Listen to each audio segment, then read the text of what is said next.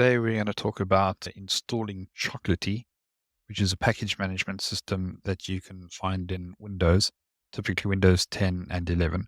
It is written to use the PowerShell system built within Windows and allows you to automate many tasks. It connects to a repository that has been provided typically by other users of the system and by Chocolatey themselves. And it allows you to pull those down. They are prepackaged and deploy them to your machine. So you can deploy multiple things at once. First thing to do is to go and install it. So if you go and do a search for Chocolatey in your favorite search engine, you will find the command that you can run on your PowerShell command line. So one of the things you need to be aware of is that you need to be running it as an administrator in order for you to be able to install it. So I have already copied it, and we are just going to paste the command in there and hit enter, and that should allow it to go and download all the necessary requirements and install it. As part of it, I think it also needs to download NuGet, which is part of the Microsoft ecosystem. But as you can see, it's pretty quick and it has completed already. I always suggest closing down PowerShell and reopening it again to check it. So if everything has worked, that has now downloaded, installed it, and let's just go and check that it has installed. And we can do that by running a simple choco command. And yes, you can see we are currently running Chocolatey version 2.2.2, and we don't currently have anything installed.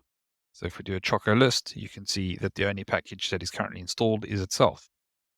Typically, you can use this to install many other open source products and even closed source ones. So for instance, if we wanted to install Firefox, you can do a search for Choco Firefox, and this will go and search the repositories that Choco has access to, and bring back a list of all of the products that have the word Firefox in them.